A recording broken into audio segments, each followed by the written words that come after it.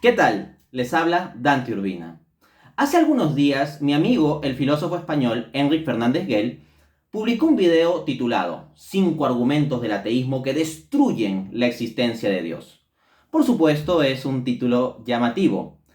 A este respecto, cabe comenzar anotando que Enric es teísta, es decir, él no solo tiene fe en Dios, sino que considera que es lo más racional creer que Dios existe y que esto se puede probar filosóficamente, o que el modelo de filosofía más sólido y consistente es aquel en el cual se afirma que Dios existe, lo cual significa que para él mismo no es que estos argumentos destruyan la existencia de Dios. Ahora bien, hay que decir de todos modos que se tratan de argumentos interesantes e intelectualmente sofisticados. Y llama la atención que en el contexto de Internet quien proponga argumentos ateos más intelectualmente sofisticados sea un teísta. La mayor parte de los argumentos o críticas que proponen ateos en Internet no suelen ser de un nivel intelectual muy elevado. Por supuesto, como en todo, siempre podrá haber alguna excepción por ahí, pero en líneas generales no es muy alto el nivel intelectual de los argumentos que se discuten. Entonces, el hecho de que sea un teísta el que esté proponiendo estos interesantes argumentos ateos para conocimiento del público o de un más amplio público en Internet, es muestra de que si uno elige ser teísta, esto no es por ignorancia. La ignorancia no es automáticamente una causa del teísmo. Hay personas que están muy bien formadas, que tienen buenos conocimientos de filosofía, que conocen estos argumentos ateos y varios igualmente sofisticados, y no por eso se hacen ateos. Es decir, estos argumentos no tienen una fuerza absoluta de tal modo que destruyan la postura ateísta. Por lo tanto, repito, es simplemente una cuestión del título del video. Pues bien, así como en ocasión anterior, Enric publicó un video, ¿no?, en donde también presentaba argumentos ateos, y ese video lo titulaba "Los 5 mejores argumentos ateos que te harán cuestionar a Dios", y yo di una respuesta a esos argumentos. Para no perder la costumbre, voy a dar una respuesta a cada uno de los 5 argumentos que él propone en el video que recientemente ha publicado. Como hay bastante que decir, voy a tratar de resumir algunas ideas y de ya no dar más preámbulos, sino vamos a esto. Primer argumento, el argumento de la incompatibilidad entre omnipotencia e impecabilidad. Este argumento es propuesto por el filósofo Nelson Pike en su paper Omnipotence and God's Ability to Sin. Traducido sería Omnipotencia y la capacidad de Dios para pecar. Publicado en la revista académica Philosophical Quarterly, volumen 6, número 3, en el año 1969, lo encuentran de las páginas 208 a la 216. Según refiere Enric, básicamente se parte de la noción de omnipotencia como poder hacer todo lo lógicamente posible. Luego, Enric plantea un ejemplo para ilustrar mejor la idea del argumento, en que propone un escenario E, de un niño, vamos a llamarle E mayúscula al escenario por simbolizar, de un niño que sufre una muerte dramática, tal que respecto de ese hecho, de ese evento E, se supone que no hay ningún bien mayor que salga de él. Cito lo que él dice, ¿no? No hay ningún bien mayor que salga de él. Se supone eso. Entonces, el problema clave que plantea este argumento es lo siguiente: que por su impecabilidad, o sea, como Dios no puede pecar, no puede hacer lo malo, Dios no puede actualizar el escenario E, pues actualizar un escenario de este tipo sería pecar, y un Dios impecable no puede pecar. Sin embargo, el escenario E es lógicamente posible, y como es lógicamente posible y un ser omnipotente puede hacer todo lo lógicamente posible, debe poder actualizar este escenario E. De tal modo que tendríamos, según dice el argumento, una contradicción. Por su impecabilidad, Dios no podría actualizar el escenario E, pero por su omnipotencia, dado que el escenario E es lógicamente posible, Dios debería poder actualizarlo. De modo que habría una contradicción entre omnipotencia e impecabilidad. Básicamente ese es el argumento. Como sucede con este tipo de argumentos, en un primer momento como que suenan fuertes, y más aún cuando uno lo ejemplifica con cuestiones de dolor o sufrimiento trae una carga emocional y existencial que refuerza el efecto retórico del argumento y refuerza también el carácter problemático porque introduce variables nuevas. Sin embargo, realizando un análisis racional de esto, encontramos que tiene varios huecos. Así, por ejemplo, el argumento de Pike presupone que Dios actualiza directamente los escenarios. Es como que hay un escenario E de un niño sufriendo gratuitamente y que Dios simplemente es que actualiza, es decir, trae a la realidad, eso significa en filosofía tomista actualizar, trae a la realidad directamente ese escenario, porque le da la gana, lo trae directamente a la realidad. Sin embargo, desde un enfoque tomista no admitiríamos esa visión, y yo manejo un enfoque filosófico tomista, un teísmo tomista, y desde ese se puede responder a esta crítica interna al teísmo. Es decir, Pike pretende plantear una crítica al teísmo bajo los mismos presupuestos del teísmo, de modo que yo puedo utilizar los presupuestos del teísmo, en este caso tomista, para responderle. Y bajo el teísmo tomista, Dios no actualiza directamente los escenarios de este tipo, sino que también operan las causas segundas. El tomismo rechaza el ocasionalismo. Las causas segundas tienen también una intervención que Dios habilita y o permite respecto de lo que sea defectuoso.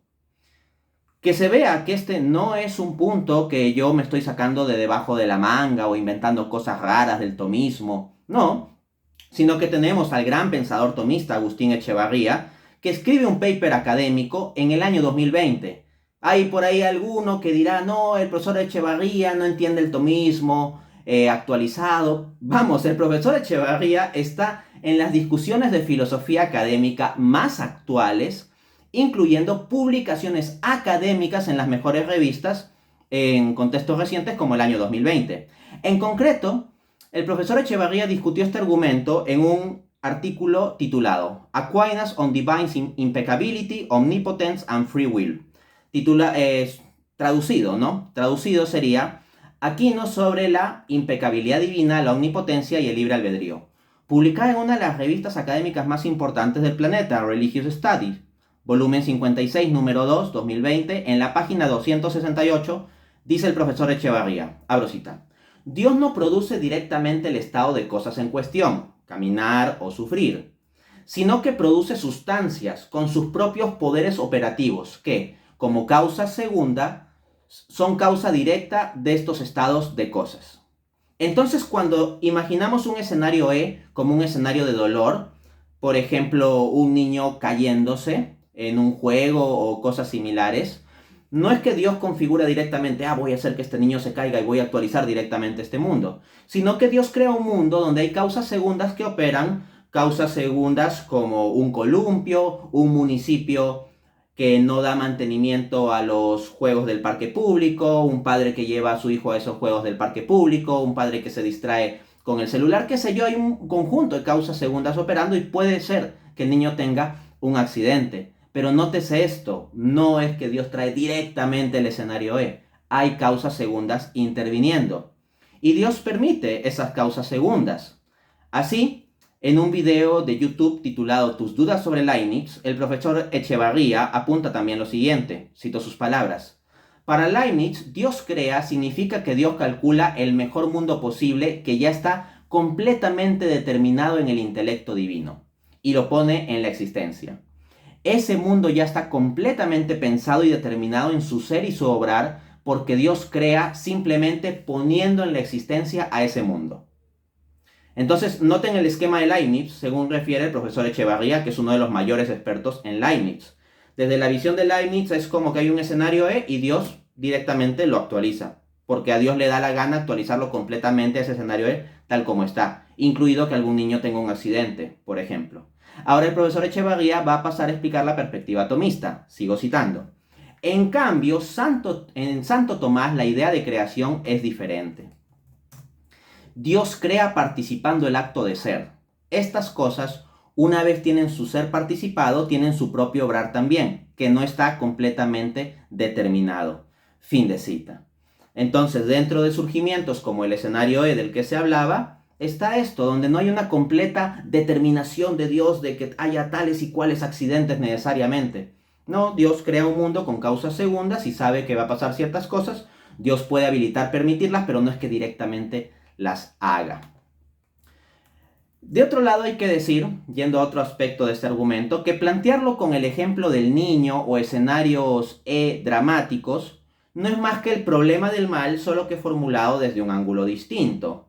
Ergo, aplican a este punto todos los contraargumentos que hemos dado a los argumentos 1 y 2 del video de este mismo canal, titulado Respuesta a los 5 mejores argumentos ateos que te harán cuestionar a Dios. En ese video respondíamos a unos argumentos anteriores que había presentado Enric, y los dos primeros tenían que ver con formulaciones del problema del mal y el sufrimiento. Y ahí he dado todo un conjunto de consideraciones largas que no voy a repetir aquí para no hacer más largo el video, pero ahí lo pueden buscar, ¿no? Otro defecto es que el argumento adolece de una falacia de petición de principio.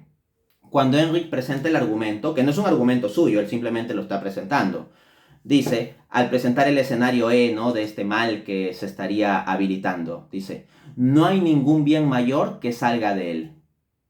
Pero ¿cómo se sabe eso? Desde un marco teísta sería negado que Dios permitiese males tal que pudiera salir un bien, tal que ningún bien mayor podría salir de ello.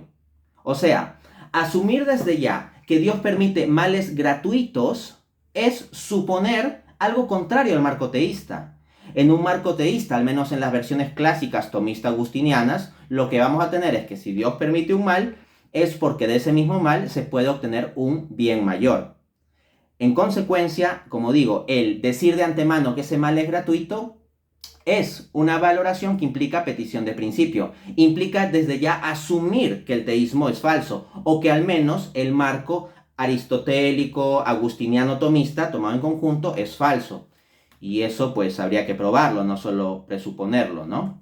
Recuérdese que este argumento pretende ser una refutación interna al teísmo, y en tanto tal, pues se basa en presuponer que el teísmo es verdad. Así que yo puedo utilizar el mismo marco teísta para responder al argumento.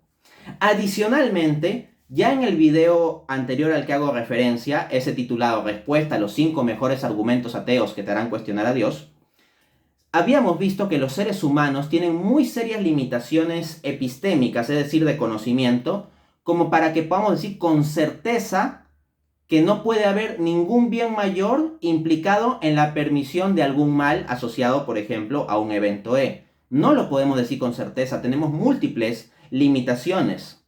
O sea, afirmar que hay males gratuitos implica en cierto modo implícitamente asumirse omnisciente, porque asumes que no puede haber absolutamente ninguna justificación de por qué se permite o ocurre tal mal. La pregunta es, ¿tú cómo sabes con certeza eso? ¿Acaso conoces todas las dimensiones, todas las posibilidades, toda la realidad y todo lo concebiblemente posible? ¿Conoces todo eso? No. Y si no lo conoces y si no eres omnisciente, entonces puede ser que tal vez tú con tu mente no hayas una razón de determinado mal o determinados males, pero en realidad sí le existe. La única forma de que con certeza afirmes que porque tú no hayas una razón de cierto mal, por lo tanto no existe razón de ese mal, es que afirmes implícitamente que tu razón capta todas las posibilidades posibles. ¿Pero hay algún ser humano que pueda afirmar eso? Y más aún en cuestiones complejas donde hablemos sobre lo que Dios podría o no podría permitir. Entonces ahí hay una dificultad. Es más, en el video de referencia no solo vimos que Dios puede tener razones morales suficientes para permitir el mal o ciertos males o sufrimientos, sino que vimos que Dios también puede tener razones morales suficientes para permitir que no siempre entendamos con 100% de certeza lo que está permitiendo. Así, por ejemplo, uno, si no entiende al 100% de certeza por qué Dios permite cierto mal, con base en esa circunstancia, puede desarrollar la fe, puede elegir confiar en Dios en medio de circunstancias que no entiende. En cambio, si uno todo el tiempo entendiese el 100% de las razones por las cuales Dios permite absolutamente cada mal que ocurre en el mundo, no desarrollaría la fe, tampoco desarrollaría la confianza en Dios. Simplemente sería como que Dios le está presentando reportes a su mente de por qué permite cada cosa que quiere permitir. En cambio, cuando nosotros no encontramos directamente la razón de por qué Dios permite algo, pero confiamos en que Él lo permite por algún propósito, estamos desarrollando fe, confianza, relación con Dios, y esas cosas también son moralmente buenas. Finalmente, hay que decir que este argumento de la contradicción entre omnipotencia e impecabilidad adolece de una deficiente definición de la omnipotencia. Definir la omnipotencia simplemente como la capacidad de hacer todo lo lógicamente posible, de modo tal que si es lógicamente posible pecar y Dios no peca, entonces Dios no estaría haciendo algo lógicamente posible, es problemático. Es decir, entender la omnipotencia meramente en esos términos es tener una definición defectuosa. Vamos a dar una definición mucho más propia en línea con el teísmo clásico. Por ejemplo, en mi libro Dios existe, de 2016, en la página 31, doy la siguiente definición de omnipotencia. Abro cita. Se dice que un ser es omnipotente en cuanto tiene en sí la totalidad, la plenitud y la totalidad del poder. Fin de cita. Noten la diferencia. En argumentos como el de Pike se entiende omnipotencia como poder hacer cualquier cosa lógicamente posible. Y dentro de lo lógicamente posible estaría, por ejemplo, que Dios directamente haga un escenario de gente directamente sufriendo, ¿no? Gratuitamente, y porque sí, porque le da la gana. Lógicamente sería imaginable, por decirlo así. En cambio, bajo esta otra definición de omnipotencia mucho más propia con el teísmo clásico, lo que encontramos es que ese escenario de Pike no aplica. ¿Por qué? Porque el pecar no es una demostración de poder, sino una deficiencia de poder. Porque en la versión del teísmo clásico, por la simplicidad divina, el ser, el poder y el bien en Dios se identifican y son la misma cosa. Por lo tanto, el pecar no es una demostración de poder, sino una demostración de deficiencia de poder, porque es una deficiencia o privación de bien, el pecado. En consecuencia, bajo esta definición de omnipotencia, el dilema planteado por Nelson Pike simplemente se disuelve. Miren lo que nos dice Santo Tomás de Aquino en la Suma Teológica, prima, cuestión 25, artículo 3, solución 2, abro cita. Poder pecar es poder ser deficiente actuando. Esto contradice la omnipotencia. Por eso, precisamente porque es omnipotente, Dios no puede pecar. Dense cuenta de la gigantesca diferencia. Lo que dice Nelson Pike en su paper es: Dios, como es omnipotente, debería poder pecar, porque eso es lógicamente posible, dice Pike. En cambio, Santo Tomás, entendiendo la omnipotencia como plenitud del poder, dice, precisamente porque Dios es omnipotente, no puede pecar, porque el pecado implica una deficiencia o privación del auténtico poder. En la misma línea, San Agustín, en su catequesis a los catecúmenos, numeral 2, dice, nuestro Padre Todopoderoso no puede pecar en absoluto, y hacer todo lo que quiere es su omnipotencia. Hace lo que quiere bien, lo que quiere justamente, pero todo lo que se hace mal no lo quiere, porque cualquier cosa que sea mala hacer, Él no la quiere. Entonces, Dios como omnipotente hace lo que le da la gana, pero precisamente parte de su omnipotencia y perfección es que a Él no le da la gana, no le puede dar la gana hacer cosas deficientes como pecar. De este modo, la omnipotencia en Dios, desde ya entendida como excelencia del poder, implica la impecabilidad. No hay contradicción, sino armonía. Vamos al segundo argumento, el llamado dilema de Rove, planteado por el filósofo William Rove en su libro Can God Be Free, publicado por Clarendon Press, Oxford, 2004. Básicamente, este dilema, asumiendo una semántica de mundos posibles, plantea dos opciones. La opción 1 es que si hay un mejor mundo posible, entonces Dios no puede ser libre. ¿Por qué? Porque Dios, al ser perfectamente bueno, estará obligado a crear el mejor de los mundos posibles. O sea, Dios no tendría más opción que única y exclusivamente crear el mejor de los mundos posibles. Y como no tiene opción, ya no es libre. Sería la opción 1 del dilema. Y la otra opción es que si no hay un mejor mundo posible, sino que simplemente hay un continuo de mundos, un continuum de mundos cada uno mejor que otro, pues, ¿qué sucede? Que si no hay un mejor mundo posible, Dios no podría ser perfectamente bueno, porque al crear un mundo estaría creando un mundo que no sería el mejor posible, sino que podría haber otro mejor. Pero si crea ese otro mejor, habría otro mejor. Y si crea otro mejor, habría otro mejor. Y en cualquier mundo que Dios cree siempre podría pensarse en alguno que sea mejor, porque no habría ninguno que sea mejor en sentido absoluto, sino que siempre habría otro mejor y mejor y mejor y mejor. Entonces encontramos un dilema porque bajo la opción 1 Dios no puede ser libre y bajo la opción 2 Dios no puede ser perfectamente bueno, pero Dios por definición debe ser libre y perfectamente bueno, por lo tanto Dios no existe. Vamos a responder a este argumento. Quiero comenzar diciendo desde ya que como tomista no me gusta mucho la semántica de los mundos posibles.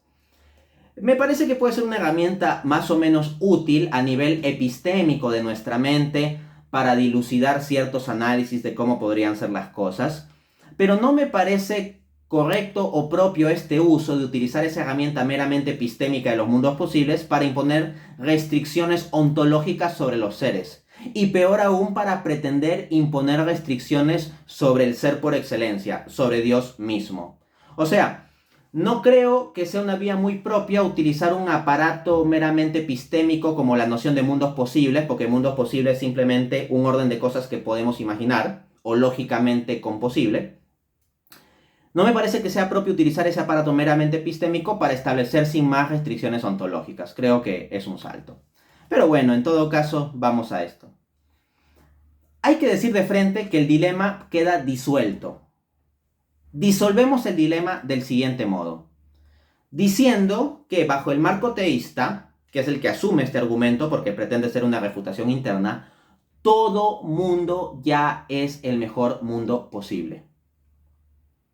Quien haya escuchado esto pensará que es una locura. Podrá pensar, oye, pero yo podría ser un poco más alto, un poco más guapo, o tener un poco más de dinero, así que hay un mejor mundo posible que este.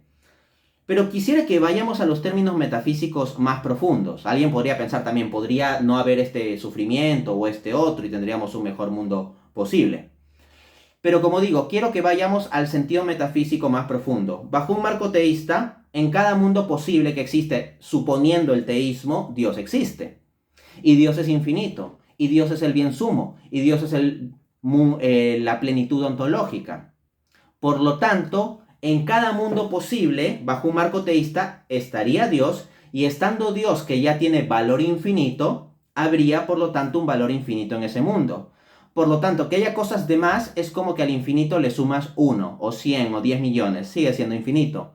O que haya cosas de menos es como que al infinito le quites 3, o 4, o 5428, ¿no? ¿Qué sucede con el infinito? Sigue siendo infinito. De este modo, en tanto en cada mundo posible bajo un marco teísta estaría de todas maneras Dios, se sigue que cada uno de estos sería el mejor mundo posible porque ya tendría un valor infinito o una plenitud ontológica infinita por la sola presencia de Dios. Lo que pasa es que algunos no entienden bien el concepto mundo posible. Creen que mundo posible es como escenarios posibles de creación. Y esto no es así. El término mundo posible se refiere a toda una colección completa de posibilidades de realidad imaginable. Esto incluyendo a Dios. Es decir, yo puedo pensar en un mundo posible donde existe Dios y donde existe Dante Urbina. Un mundo posible donde existe Dios y donde no existe Dante Urbina. Un mundo posible donde existe Dios y nunca se inventaron las computadoras. Un mundo posible donde existe Dios y hay gatos. Pues bien, en cada uno de estos mundos posibles, en tanto está Dios, ya hay un valor infinito y por lo tanto, al menos en ese sentido metafísico, ya es el mejor. Así que esperar que tenga que haber otra cosa que sea la que le tiene que dar a Dios el plus de obtener lo mejor es pues algo que no tiene base. Asimismo, este argumento de William Rowe ha sido abordado por Jenny Moulder de la Universidad de Biola, quien en un artículo titulado, traduzco desde el inglés, el argumento de William Rowe contra el creador libre y moralmente perfecto del mundo, del 12 de agosto de 2011, dice, abro cita, cuando un profesor imparte conocimiento a sus estudiantes no hay más conocimiento en el mundo, hay más personas que tienen conocimiento. Nótese esa analogía. Yo, por ejemplo, soy profesor universitario, o ahora mismo yo estoy brindando algunos conocimientos en este video. Ahora bien, en sí mismo si consideramos la dotación de conocimiento, no está aumentando. Ese conocimiento, cuando yo doy clases, ya está en mi mente. o ya está en los libros, o ya está en el acervo cognitivo propio de la ciencia en cuestión, en este caso la economía, que es de lo cual yo soy profesor universitario. Entonces no es propiamente que cuando yo transmito el conocimiento aumenta el conocimiento. Lo que aumenta es la cantidad de personas que tienen ese conocimiento. Pero el stock de conocimiento, el total de conocimiento, por decirlo así, del conocimiento considerado en sí mismo, se mantiene igual. Del mismo modo, Dios en su plenitud ontológica puede elegir libremente participarla a las criaturas en virtud de lo que se llama creación. Pero independientemente de que lo haga o no, o en qué medida lo haga, ya Dios en sí mismo tiene la plenitud de conocimiento y eso desde ya está presente. San Agustín mismo entendía también esta idea cuando en las Confesiones, libro 5, capítulo 4, numeral 1, dice: desgraciado es el hombre que todo lo conoce, pero a ti te ignora. Feliz quien te conoce, aunque ignore todo lo demás. Y quien te conoce a ti y a todo lo demás, solo por conocerte a ti es feliz, no por lo demás. O sea, básicamente San Agustín está diciendo, todas las cosas del mundo no valen nada comparado con Dios. Si tú tienes a Dios y a todas las cosas del mundo, eres feliz solo por Dios. Entonces noten eso, las meras cosas del mundo no añaden un valor que Dios en sí mismo no tenga. De otro lado, hay que decir que este argumento se basa en una premisa altamente discutible. Al plantear el primer extremo del dilema, dice que Dios no sería libre en tanto estaría obligado a crear el mejor mundo posible y ya no tendría opciones. Es como que Dios simplemente tendría que crear una opción y como no hay más opciones ya no es libre. Por lo tanto, la premisa discutida es la siguiente: que sea necesariamente parte de la esencia misma de la libertad la capacidad de hacer algo distinto. Porque básicamente se argumenta que Dios no es libre porque ya no puede hacer algo distinto. Hasta hay algunos que dicen, Dios no puede ser libre porque no puede elegir pecar también. Dios no puede ser libre porque Él no puede elegir no ser Dios. O cosas por el estilo, dilemas similares se plantean. Sin embargo, hay autores que argumentan que lo definitorio de la libertad no es tener muchas opciones disponibles o poder elegir entre varias opciones, sino que lo definitorio realmente de la libertad es que los actos surjan genuinamente de la voluntad de uno. Y esa condición siempre se estaría cumpliendo en Dios, así que no habría dilema allí. Y de nuevo el dilema de Roth se disuelve. De hecho, esta idea de que es parte de la libertad necesariamente el tener opciones abiertas ha sido cuestionada por Harry Frankfurt en su paper Alternate Possibilities and Moral Responsibility, o sea, posibilidades alternas y responsabilidad moral, publicado en la revista académica Journal of Philosophy, volumen 66, 1969, de la página 826 a la 839. También hay un muy interesante paper de Michael McNamara que se titula, traduzco desde el inglés: el compatibilismo fuerte sobrevive a los contraejemplos de Frankfurt. Does strong compatibilism survive Frankfurt counterexamples? Publicado en Philosophical Studies, volumen 91, número 3, 1998, página 259, dice el autor. Estaba planteando un ejemplo ficticio. Atención. Eleanor y su padre Roscoe planean robar un banco. Roscoe teme que Eleanor pueda cambiar de idea en un momento inoportuno. Para asegurarse de que Eleanor procederá de acuerdo al plan, Roscoe implanta secretamente un mecanismo en el cerebro de Eleanor. Si Eleanor da alguna indicación de que no está dispuesta a seguir con el robo del banco, Roscoe usará el dispositivo para hacer que Eleanor sea incapaz de hacer cualquier cosa distinta a robar el banco. Sucede que Eleanor voluntariamente roba el banco con su padre. El dispositivo nunca es activado. Eleanor actuó voluntariamente y por lo tanto parece ser moralmente responsable por robar el banco. Fin de cita. Entonces dense cuenta. Los actos de Eleanor, esta muchacha que robó el banco junto con su padre en este ejemplo, ¿fueron voluntarios? Respuesta sí. Ella libremente decidió robar el banco. Fueron actos voluntarios y por ende libres, surgieron genuinamente de su voluntad. Pregunta, ¿esta señorita tenía otra opción más que robar el banco? No, no tenía otra opción. Porque recordemos que en el ejemplo su padre le había implantado de forma secreta y oculta un mecanismo que hacía que si ella da señales de no querer robar el banco, el padre activaba el mecanismo y es como que la iba a llevar automáticamente a robar el banco. Entonces, el único escenario posible era que ella robe el banco, ¿ok? No tenía otra opción. Pero aún no teniendo otra opción, resulta que el acto surgió genuinamente su voluntad y no fue necesario activar el dispositivo. Entonces, esto pone en cuestión la idea de que ser libre implica necesariamente por definición tener opciones abiertas. Ahora, recordemos que en el caso de nosotros, seres contingentes, puede darse que experimentemos la libertad, al menos dentro de este mundo, en este plano, en términos de posibilidad de hacer otra cosa. Pero sería una falacia non sequitur extrapolar ello a Dios, que es acto puro, atemporal, creador y omnisciente, en contraste con nosotros, que somos una combinación de potencia y acto, que somos criaturas en el marco creado, que somos temporales, y con conocimiento limitado, sobre todo respecto al futuro, no conocemos el futuro.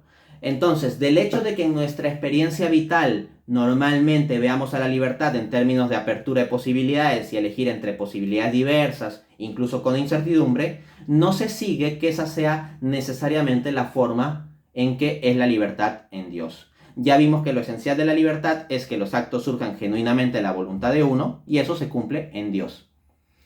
Hay que recordar asimismo que Dios no es condicionado por un ser antecedente o superior, o por circunstancias que existan fuera de lo que Él con su voluntad haga o permita. Además, los actos de Dios surgen plena y genuinamente su voluntad, como ya hemos apuntado. Ergo, cualquier acto de Dios cumple con las condiciones esenciales de lo que es la libertad en sí misma, y por lo tanto se disuelve el dilema de Roe. Pasemos al tercer argumento, todavía hay mucho que decir, vamos rápido. Tercer argumento, el antiargumento ontológico modal. Bien.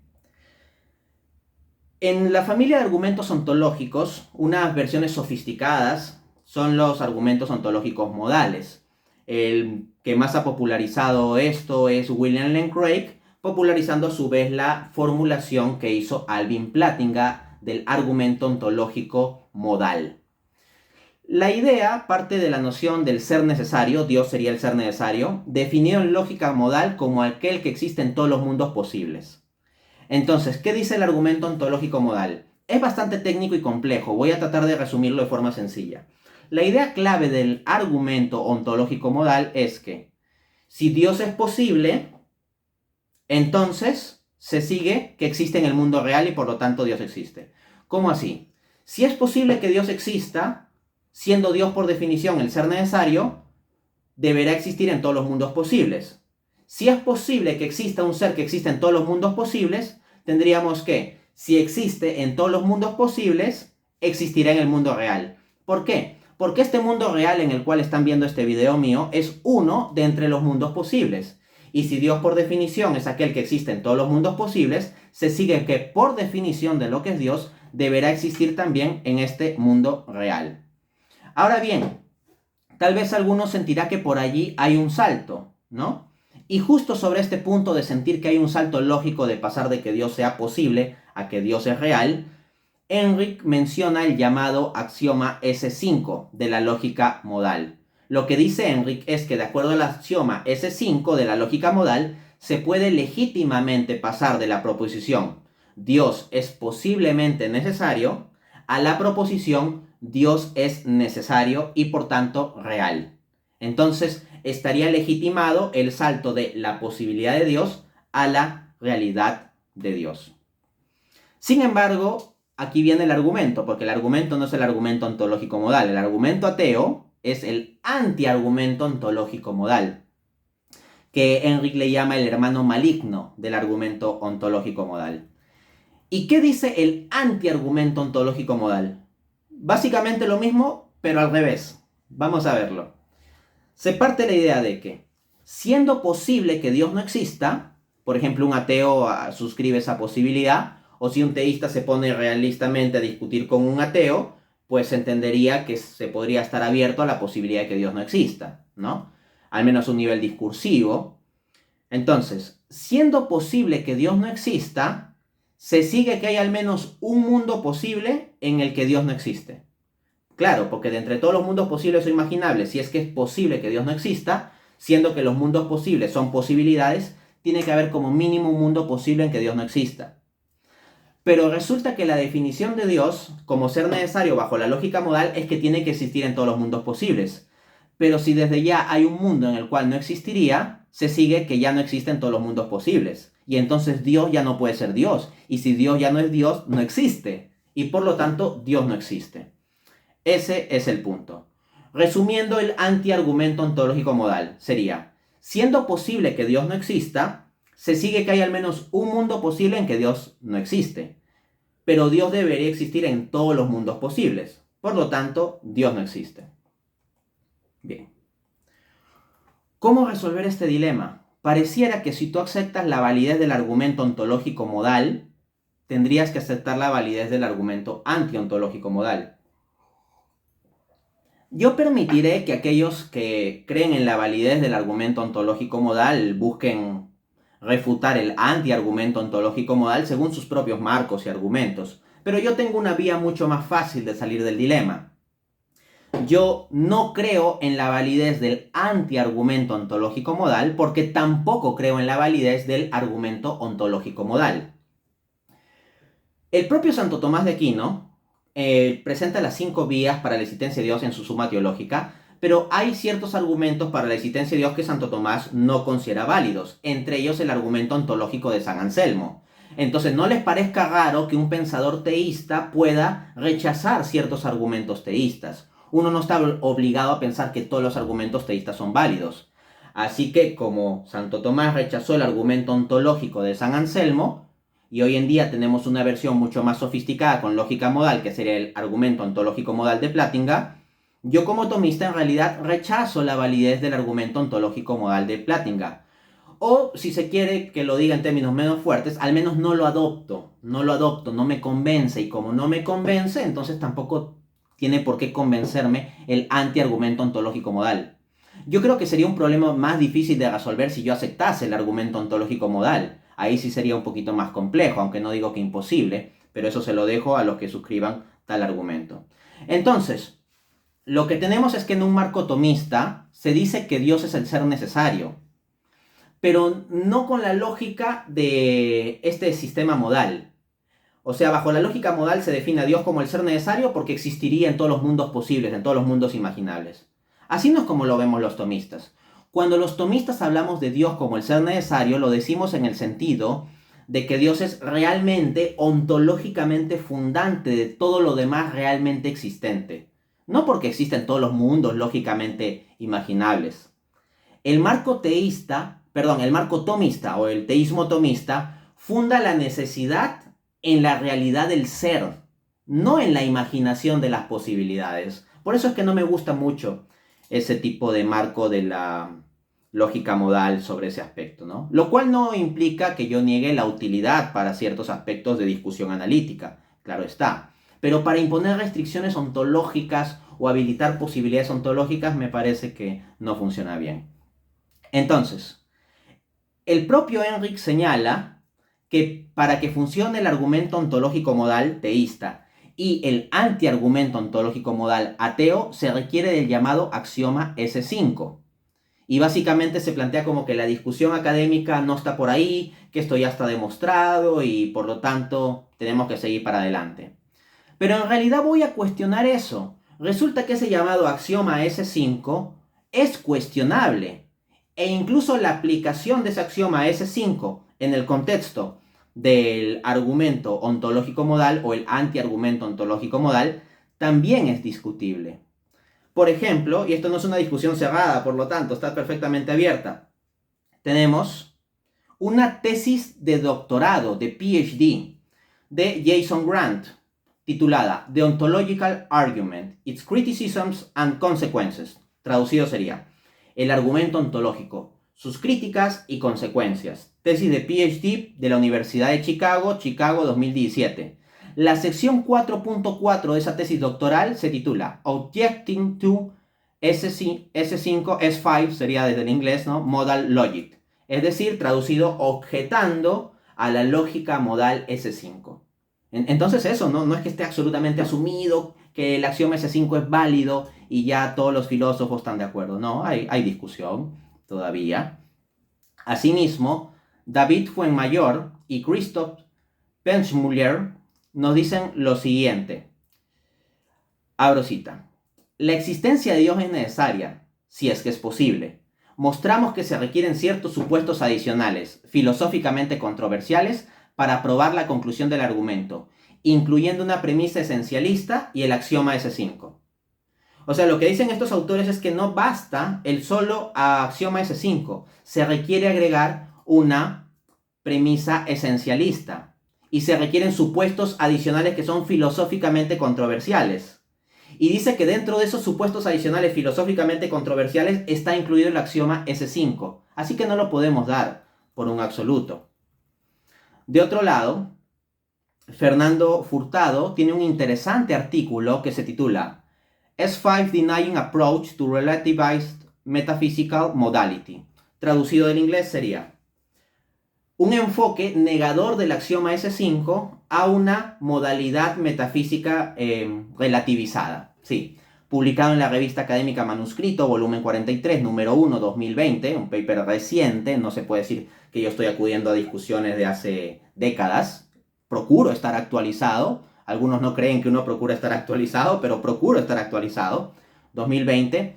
En las páginas 1 y 2 nos dice este autor, abro cita, presento la teoría de la modalidad de Salmon, la cual llamo enfoque a la modalidad metafísica relativizada negador del S5.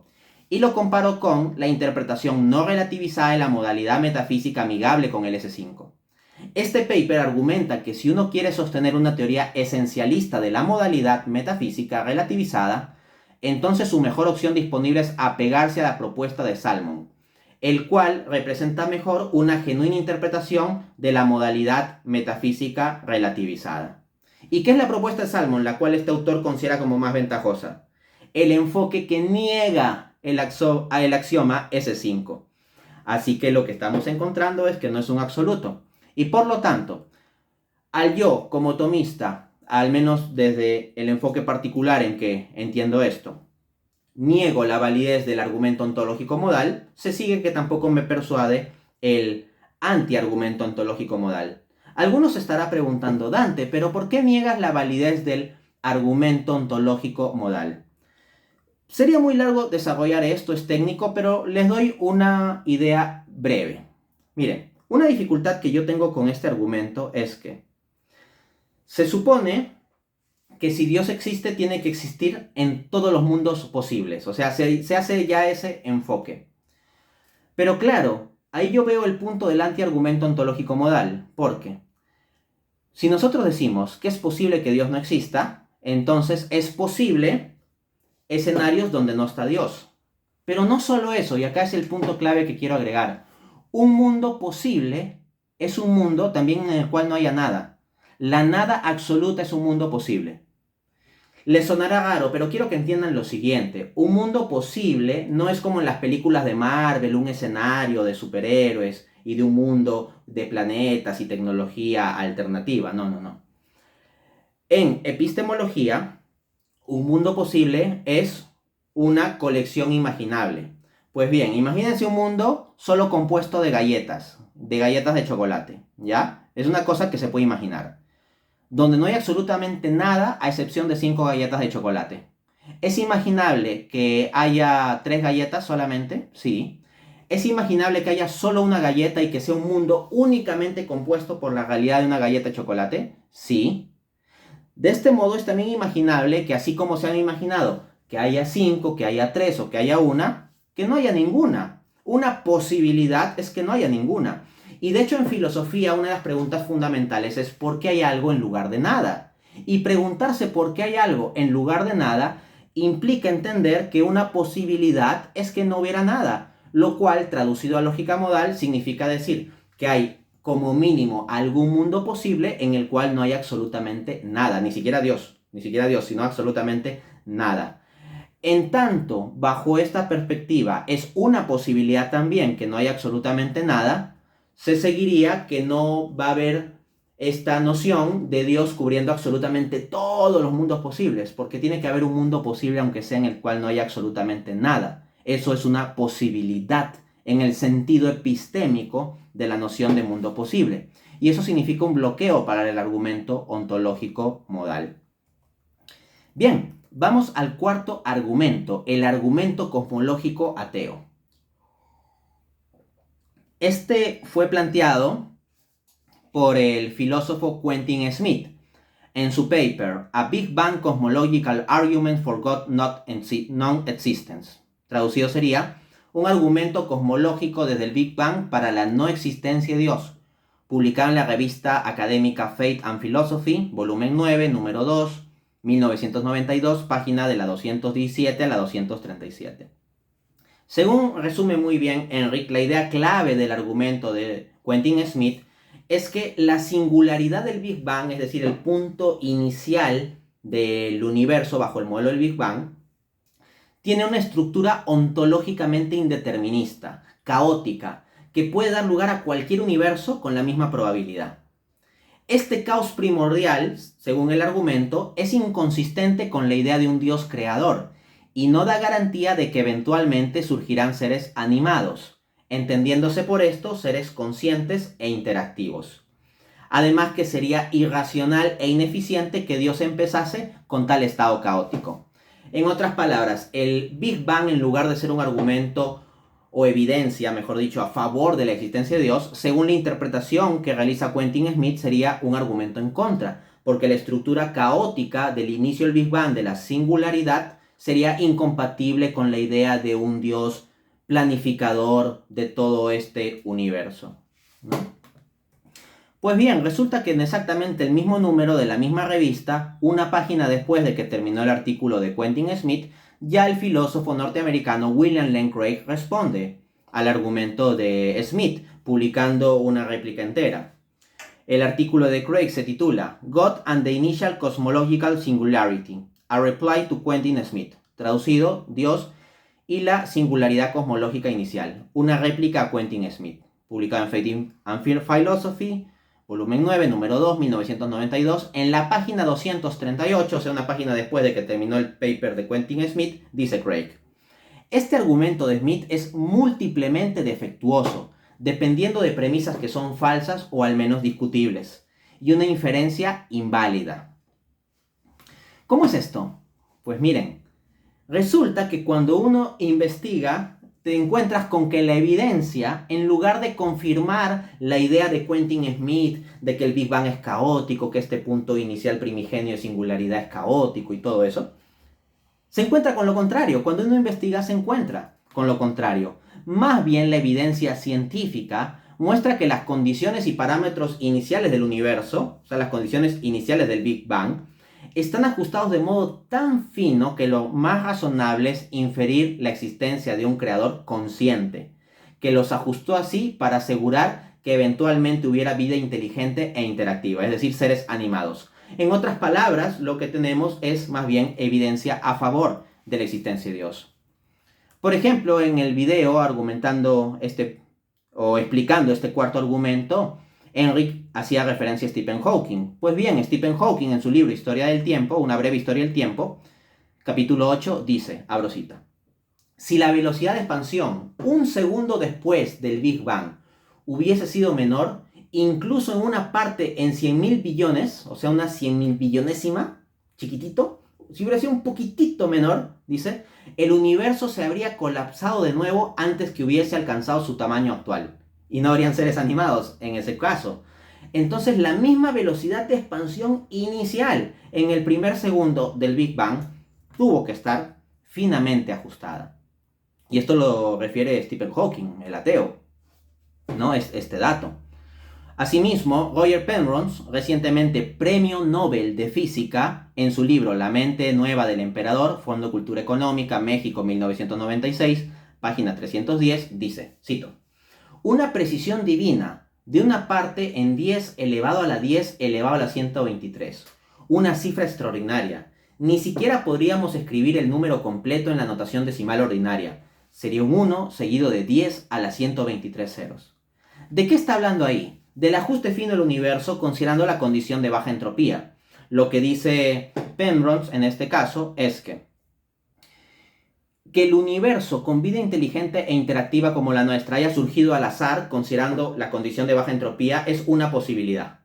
Versus 10 elevado a la 10 elevado a la 123. 10 a la 123 es un 1 seguido de 123 ceros. Ese número gigante es la potencia a la cual vas a elevar el primer 10. Sale un número absolutamente gigantísimo, inimaginable. Pues bien, resulta que frente a esa posibilidad gigantísima de que no hubiese vida inteligente e interactiva, había solo una. Frente a todo ese marco, solo una posibilidad de vida inteligente e interactiva. Pensar que por mero azar, de forma caótica, se va a cumplir que hoy en día estén viendo un video y que podamos estar interactuando por medio de esta plataforma, es irrazonable, ¿no? Es irrazonable que se dé por azar. Es más, hasta las condiciones mismas del Big Bang tienen que estar finamente ajustadas, como refieren los investigadores Thomas Loeb, Paul Chen, Eric Anderson, Robert Alston y Robert Walser en el libro Evolution and Intelligent Design in a Nutshell, titulado por el Discovery Institute Press, Seattle, 2020, investigación reciente, capítulo 1. Dicen los autores: hay algo más que tuvo que ser ajustado para permitir la vida, la textura del universo en el Big Bang. Imagina que estás sosteniendo una pelota de ping-pong. Presta mucha atención a la textura regular de la pelota. Ahora imagina que estás sosteniendo una pelota de golf, con una superficie irregular y con hoyuelos. Ahora finalmente imagina que estás sosteniendo una roca dentada y de forma irregular. El universo en sus inicios tenía una textura similar a la pelota de golf. Y esto fue algo bueno. O sea, hay dos casos extremos. La pelota de ping-pong perfectamente uniforme y la piedra totalmente irregular. Y un caso intermedio sería la pelota de golf, que es lisa pero con hoyuelos, ¿no? Entonces, lo que están diciendo estos autores es que el universo habría sido como ese estado intermedio. Sigo citando. Y eso fue algo bueno. Si las depresiones en la textura del universo primitivo, algo así como los hoyuelos, ¿no?, en la pelota de golf, hubieran sido profundas más allá de cierto límite estrecho, habría bolsas masivas de gravedad. Las estructuras galácticas se habrían agrupado, dando lugar a un caos de colisiones y explosiones letales para la vida. Alternativamente, si la textura del universo fuera suave como una pelota de ping-pong, habría habido muy poca atracción gravitacional para formar galaxias y planetas lo suficientemente rápido, y por lo tanto, nuevamente, no habría habido vida. Y el margen de error es extremadamente estrecho. Para que la vida fuera posible en el universo, el grado de uniformidad tenía que ajustarse dentro de un rango muy estrecho. Entonces ya lo tienes. Pero tal vez alguno objetará, y era algo que mencionaba Enric también, ¿no? Esto de, ya, pero incluso si después fuera a surgir vida inteligente, ¿por qué Dios lo haría con un proceso que demore tanto, que sea así caótico, que haya explosiones, que sea un proceso ineficiente? En resumen, ¿por qué Dios haría esto de modo tan ineficiente dejando pasar tanto tiempo para que recién aparezca vida inteligente e interactiva? Pues bien, a esto hay que responder que Dios no está obligado a actuar como un ingeniero. Si le da la gana, puede actuar como un artista. Un artista no está absolutamente preocupado de usar la pintura, por ejemplo, en un gran mural, del modo más absolutamente eficiente, como si fuera una cuestión ingenieril. Tiene bastante libertad el artista. Un ingeniero, en cambio, claro, tiene que apegarse a estándares de eficiencia, de buscar obtener el mayor resultado con ciertos recursos dados, o cierto resultado dado utilizando el mínimo de recursos. Pero eso se da porque estamos tratando con circunstancias de tiempo limitado y recursos limitados. Claro, si tienes tiempo limitado y recursos limitados, como sucede en una empresa, un ingeniero industrial tiene que buscar la forma más eficiente. Pero en el caso de Dios, ese supuesto no se cumple. Como dice William Lane Craig, abro cita: la eficiencia es un valor solo para alguien con tiempo y recursos limitados, una condición simplemente inaplicable para Dios. Entonces eso, Dios no tiene apuro en crear el universo. Él no tiene que reportarle a ningún jefe, ni siquiera a Quentin Smith ni a ningún ateo, cuánto se demoró o no se demoró en crear el universo. Dios puede hacerlo con la libertad que le dé la gana. Es Dios, no tiene tiempo ni recursos limitados. De hecho, Él puede crear recursos como le dé la gana, y él mismo es atemporal. Bien, vamos al último argumento, un argumento interesante a primera vista, la hipótesis del Dios malvado, el quinto argumento propuesto por el filósofo Stephen Low, ¿no?, en su artículo muy famoso titulado The Evil God Challenge, el reto del Dios maligno, publicado en la revista Religious Studies, en la que también publicó el profesor Echevarría. Ya ven que el profe publica en revistas de nivel y está actualizado, ¿no? Desde acá le mando un saludo. Volumen 46, número 3, 2010. Es un paper relativamente reciente, ¿no? Página de la 353 a la 373. A ver, hay dos ideas claves, según reseña Enrique, y me parece una buena reseña, de este argumento, ¿no?, del Dios maligno. La primera es que los argumentos teístas como el Kalam, como el cosmológico Kalam, que no voy a explicar aquí, asumiendo que si has llegado hasta esta parte del video y me has seguido en todos estos términos técnicos, es porque entiendes que es el Kalam, ¿verdad? Entonces, punto 1. Los argumentos teístas como el Kalam o el del ajuste fino, que es como lo que acabo de explicar, serían igualmente compatibles con un Dios bueno o con un Dios malo. O sea, el Kalam de que tiene que haber un creador del universo, pues bueno, ese creador podría ser un Dios bueno o un Dios malo, dice Stephen Low.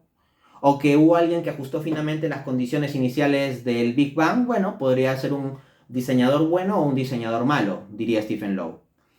Segundo punto clave de este argumento del Dios maligno.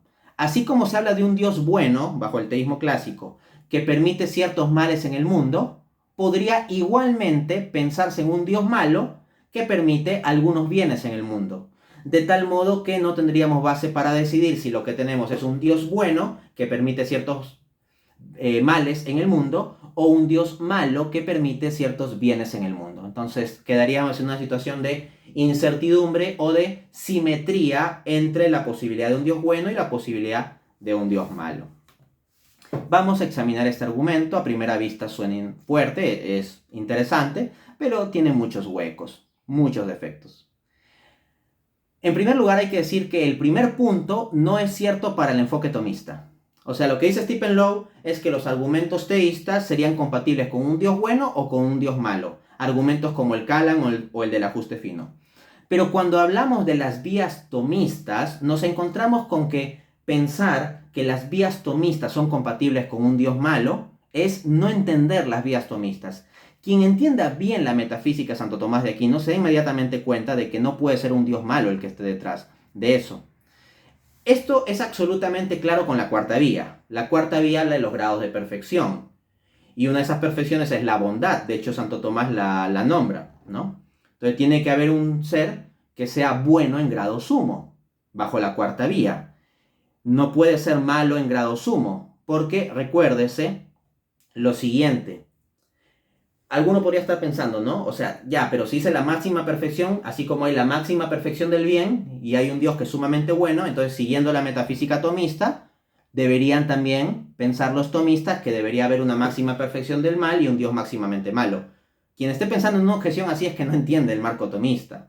En la metafísica tomista, el mal no está ontológicamente a la par del bien. No es el bien contra el mal como en igualdad de condiciones, no. De hecho, en la metafísica tomista, el bien se corresponde con el ser y el mal se corresponde con el no ser. De modo que un ser que sea ontológicamente pleno, acto puro, como en la primera vía, o causa primera, como en la segunda vía, o ser subsistente, como en la tercera vía, simplemente no podría ser malo, ni tener combinación alguna de mal. ¿Por qué? Porque en la metafísica tomista, el mal implica una privación de bien y una privación de ser. Pues bien, en la primera vía llegas a Dios como acto puro, pero si dices que ese sería un Dios malo, en tanto el mal es una privación de ser, tienes un acto puro que tiene una privación de ser. Eso es absurdo. O llegas a una causa primera que tiene privación de ser. Entonces, ¿cómo sustenta lo demás del ser? O un ser subsistente, ontológicamente pleno, que tenga privación del ser por ser malo. Sería absurdo. Entonces, en realidad, la idea de un Dios malo es incompatible con las vías tomistas, y si las vías tomistas son ciertas, automáticamente se descarta la hipótesis de un Dios malvado. Es más, el mismísimo Santo Tomás de Aquino, 7 siglos antes del paper del señor Stephen Low, ya había dado no una, sino 3 demostraciones de por qué es metafísicamente absurdo hablar de un Dios malo. O sea, un sumo mal ontológico. Eso sería un Dios malo, un sumo mal ontológico. Así que para variar, tú tienes a los filósofos hoy en día dándose la gran cosa y discutiendo, y en gran parte son cosas que Santo Tomás de Aquino ya dilucidó. Dice Santo Tomás en la Suma Teológica, prima, cuestión 9, artículo 3, respuesta, abro cita. En primer lugar, porque nada puede ser esencialmente malo, pues todo ser en cuanto tal es bueno, y el mal no se da más que en el bien como en su sujeto. Entonces, que el mal se da en el bien como sujeto significa que todo lo malo es simplemente una corrupción de lo bueno. Lo malo no puede existir en sí mismo ni de forma sustancial. Por ejemplo, hablemos de una manzana podrida.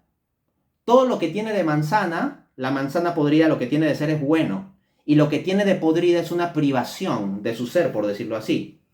Alguno estará pensando en Satanás como el sumo mal ontológico. Pero no, Satanás no es el sumo mal ontológico. Satanás es un ángel creado bueno que por defecto de su libre albedrío cayó y se pervirtió. Pero sigue siendo un ser que a nivel ontológico tiene una bondad ontológica. No digo una bondad moral, ¿no? Porque por la perversión de su libre albedrío, no porque Dios lo haya hecho así, sino por su libre albedrío está moralmente pervertido. Pero tiene la bondad ontológica de la inteligencia. Por ejemplo, es un ser inteligentísimo. Entonces, esa inteligencia que en sí misma es una cosa buena, es corrompida por la malicia de su voluntad.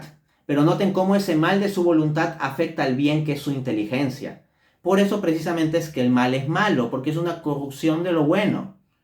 Es malo que una manzana esté podrida porque lo bueno es comerse una manzana que no esté podrida, una manzana que esté bonita. Ese es el punto. El mal es malo porque es una corrupción de lo bueno. Es una deficiencia, una privación. No es una contraparte en igualdad de condiciones. Sigo citando a Santo Tomás. En segundo lugar, el sumo mal no puede existir, porque aunque el mal siempre disminuye el bien, sin embargo nunca lo puede consumir totalmente. Y así, permaneciendo siempre el bien, no puede haber algo que sea íntegra y completamente malo. Por lo cual el filósofo, se refiere a Aristóteles, en el cuarto libro de Ética, dice que si el mal fuera completo, se destruiría a sí mismo, porque una vez destruido todo bien, que se requiere para la integridad del mal, se suprimiría también el mismo mal, pues su sujeto es el bien. Les pongo una analogía. Imaginen, pensemos en esta hoja de papel, ¿ok? Entonces, digamos que esto es el bien, la hoja de papel en su integridad, y que el mal es que le hago un hueco. Agarro un lapicero y le hago un hueco. Ya. ¿Y qué pasa si la hoja está infinita y sumamente agujerada? Si está infinita y sumamente agujerada, no puede quedar absolutamente ningún espacio de hoja en blanco, porque basta que quede un espacio, ahí también se podría agujerar. El agujero del mal solo subsiste en el bien que es la hoja. Si hubiera un mal absoluto y pleno, no habría hoja y tampoco podría haber el mal del hueco, porque solo puede haber hueco allí donde hay hoja. Solo puede haber mal allí donde hay bien, porque lo que hace el mal es corromper el bien. De tal manera que no podría haber un mal ontológicamente absoluto, que sería lo equivalente a un Dios malo.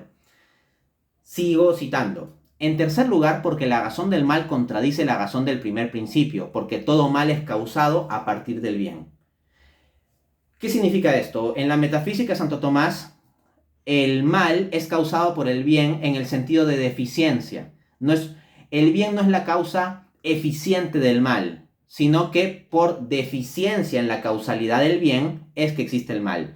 Hablaríamos en ese sentido de causa deficiente. Y si alguien cree que yo me estoy sacando este concepto de debajo de la manga porque sí, no.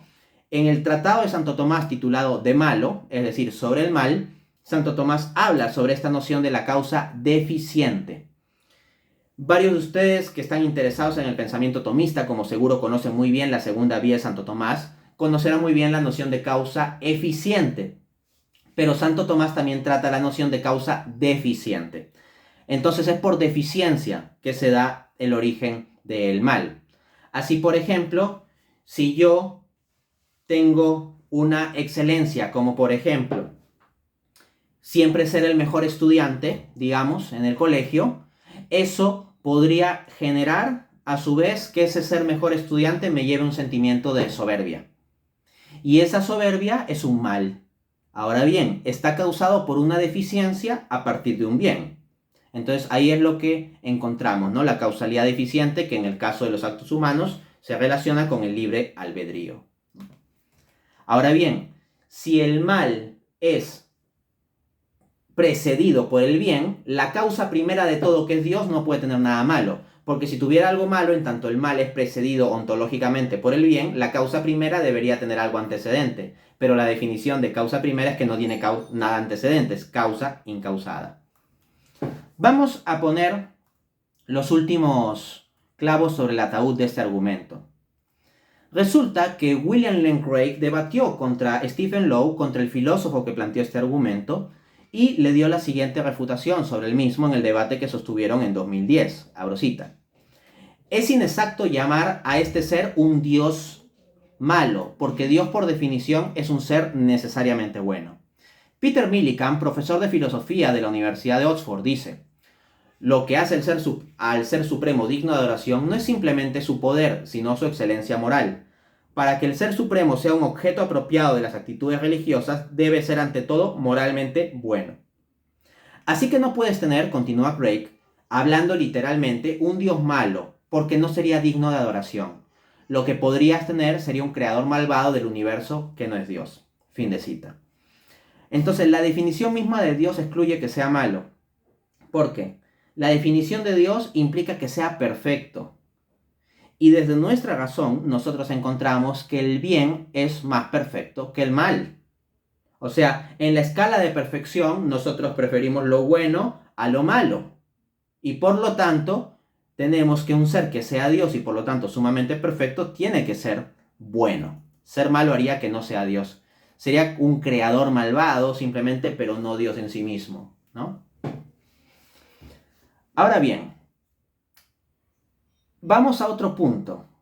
Stephen Low señala como una especie de supuesta simetría, que así como los teístas clásicamente hablamos de un Dios bueno que permite ciertos males, igualmente con la misma probabilidad podría pensarse en un Dios malo que permite ciertos bienes.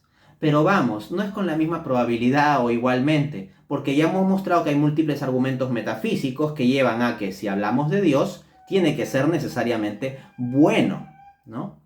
Entonces, en cuanto al asunto de que tratar de hacer un opuesto de la argumentación teísta, ¿no? De esto que trata de hacer Stephen Low, lo que hay que decir es que en realidad Stephen Low no entiende bien la forma de argumentación de los teístas sobre este punto. Los teístas deducimos la bondad de Dios de la noción misma de lo que es Dios, de la perfección, de la plenitud ontológica. Los teístas no deducimos que Dios es bueno sacando la cabeza por la ventana, contando cuántos eventos buenos hay en el mundo, contando cuántos eventos malos hay y sacando una inferencia de a ver si Dios es bueno o Dios es malo. Así no es como procede el teísmo. No nos basamos en una inducción viendo las cosas del mundo para ver si Dios es bueno. En el pensamiento teísta clásico, que Dios es bueno se saca por deducción a partir de la noción de lo que Dios es, ¿no? Y si Dios existe, entonces necesariamente tiene que ser bueno.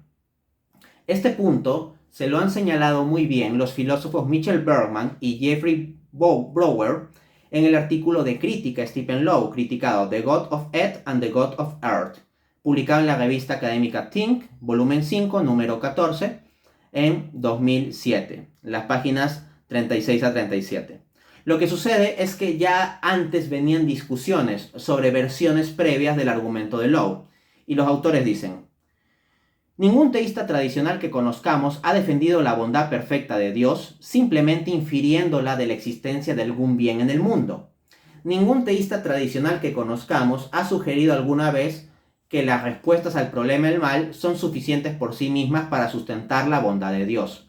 Por el contrario, cuando los teístas tradicionales responden al problema del mal, siempre se toman a sí mismos como respondiendo a críticas sobre creencias que ya son racionales para empezar, como la bondad divina. Fin de cita. Entonces, cuando los teístas decimos que hay un Dios bueno que permite ciertos males, ¿en qué momento decimos esa frase? ¿Al comienzo de nuestro discurso teísta para después de eso fundamentar que Dios es bueno? No. Nosotros partimos de la noción de que Dios es bueno, y esa noción no es gratuita, sino que se corresponde con los argumentos que ya he explicado previamente, Y luego cuando el ateo nos hace el ataque de señalar que cómo va a haber un Dios bueno si hay ciertos males en el mundo, recién ahí pasamos a responder argumentativamente que es una posibilidad que Dios, siendo bueno y realmente existiendo, pueda permitir ciertos males en el mundo si es que tiene razones morales suficientes para ello. Entonces, no es que este análisis de ver el mal o el bien en el mundo o lo que Dios pueda permitir o no permitir se hace para ver si Dios es bueno o no. No. Eso simplemente se hace para responder a la crítica de los ateos sobre el problema del mal. Así que se encuentra que Stephen Lowe ni siquiera está entendiendo bien la forma de argumentar de los teístas. Quedan, por tanto, refutados estos 5 argumentos. Se ve que tienen múltiples presupuestos estos argumentos que cuando uno los comienza a cuestionar, se debilitan los argumentos. Algunos de estos argumentos se basan en nociones factualmente falsas, en especial el argumento de Quentin Smith.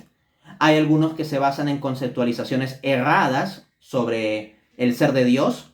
Por ejemplo, el argumento de Nelson Pike no entiende correctamente la noción de omnipotencia bajo el teísmo clásico. Hay argumentos que no entienden bien el orden argumentativo o deductivo de los teístas, como este último argumento del Dios maligno de Stephen Lowe, y eso. O hay otros que se basan en puntos que supuestamente son incontrovertibles, como el axioma S5 con el antiargumento ontológico modal, pero que en realidad cuando uno investiga se encuentra con que sí hay discusión sobre esos puntos supuestamente incontrovertibles. Entonces, lo que he querido mostrarles aquí es que estos argumentos ateos aparentemente sólidos, fuertes, irrefutables o que destruyen la existencia de Dios, en realidad se pueden destruir por muchos lados. Es como que estos argumentos fuesen como la hoja y les hemos metido muchos huecos con nuestro lapicero argumentativo, de tal modo que ya no sirven como papel para escribir y por lo tanto no son buena base para construir el pensamiento de uno. Son argumentos interesantes, son argumentos que nos hacen pensar, que nos ayudan a los teístas a pulir nuestra argumentación, pero para nada destruyen la existencia de Dios. Más bien son esos argumentos los que quedan destruidos. Muchas gracias.